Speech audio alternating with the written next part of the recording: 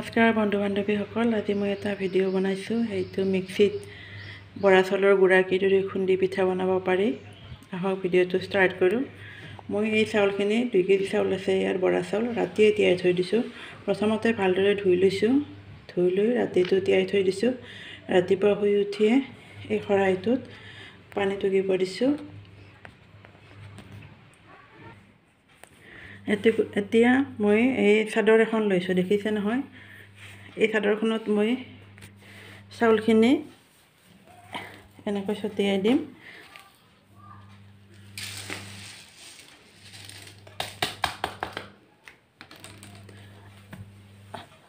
চাদৰখনত এইদৰে পানীখিনি একদম শুকাব দিব লাগিব।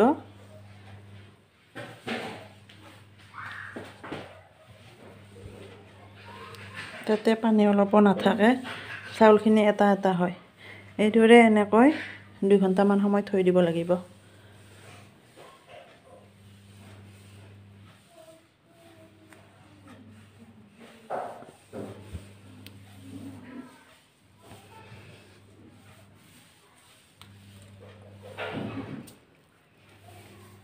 মই এনেকৈ মেলি থৈ দিলোঁ 2 ঘণ্টামান সময়ৰ কাৰণে। যেতিয়া ৰ'দত নিদিব, কিন্তু ৰ'দত দিলে পিঠা নুঠিব।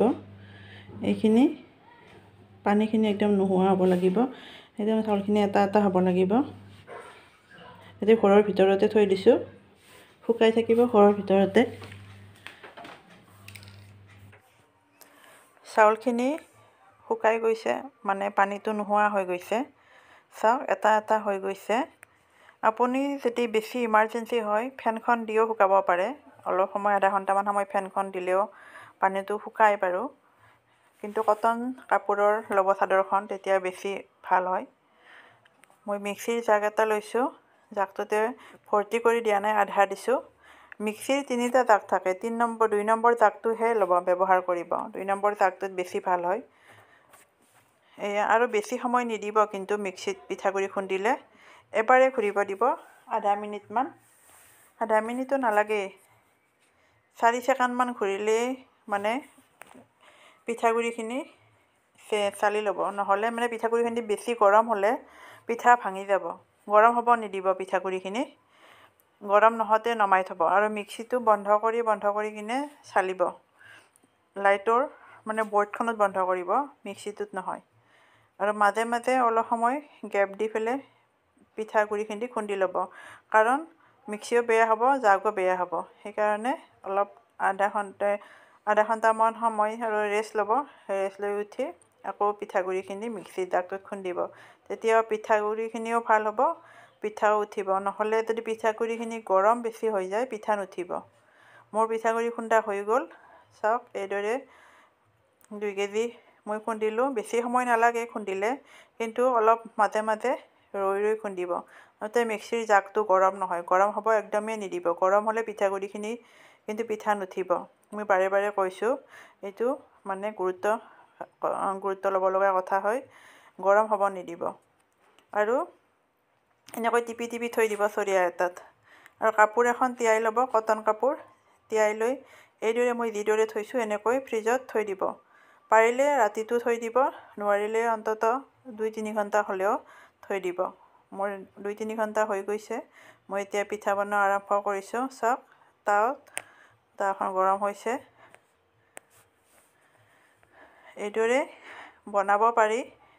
যাৰ ঢেঁকী নাই বা উৰল নাই, এনেকৈ বনাব পাৰে। এনেকৈ বনাই খাব পাৰি। কিন্তু মিক্সিত পিঠাগুড়ি খুন্দিলে বহুত ৰিস্ক থাকে, যদি টিপটো নাজানে। কেতিয়াবা ভাঙিও যায় এনেকৈ পিঠা বনাই থাকিলে। গতিকে বহুত সাৱধানে কুটিব পিঠাগুড়িখিনি, যাতে পিঠাখিনি ভালকৈ উঠে। এইদৰে পিঠা বনাই খাব পাৰে, মানে ঘৰতে মিক্সিত গুড়া খুন্দি। বিহু বুলি মানুহেনো কোনে কিমান বনায়, অলপ অলপ বনায়। সেইকাৰণে মিক্সিত খুন্দিলে হৈ যায়। আমিও অলপমানে খুন্দিছোঁ 2 কেজি চাউলৰ। মই মিক্সিতে খুন্দিলোঁ এইবাৰ। মই পিঠা বনালে 2খন তাৱা ব্যৱহাৰ কৰোঁ। এখনত পিঠা বনাওঁ আৰু এখনত কম জুই দি কিনে পিঠাবোৰ মচমচীয়া হোৱাৰ কাৰণে তাত থৈ দিওঁ। তেতিয়া সোনকালে হয় পিঠাবোৰ। এয়া মোৰ বৰা চাউলৰ পিঠা ৰেডি। চাওক কেনেকুৱা হৈছে, দেখিবলৈ ধুনীয়া হৈছেনে? মই বেছি দীঘল কৰা নাই, কাৰণ আমি ঘৰত খোৱাৰ কাৰণে কৰিছোঁ। অলপ সৰু সৰুকৈ চুটি চুটিকৈ কৰিছোঁ। বেছি দীঘলটো মই সিমান ভাল নাপাওঁ, সেইকাৰণে মই অলপ চুটি চুটিকৈ কৰিছোঁ। হ'লেও মানে আমি যিটো ঢেঁকীত খুন্দি কিনে পিঠা বনাওঁ, সেইটো পিঠা বেছি ভাল হয়, দেখাতো ধুনীয়া হয় আৰু খায়ো ভাল লাগে। মিক্সিত খুন্দিলে সিমান এটা ঠিক নহয়, তথাপিতো মই মিক্সিত খুন্দি এইবাৰ পিঠা বনালোঁ। আগতেও এদিন বনাইছিলোঁ মাজতে, আজি আকৌ বনাইছোঁ। মোৰ পিঠাৰ ভিডিঅ'টো চাই কেনেকুৱা পাইছে কমেণ্ট কৰি জনাবচোন, আৰু ভিডিঅ'টো চাই এটা লাইক কৰি দিব।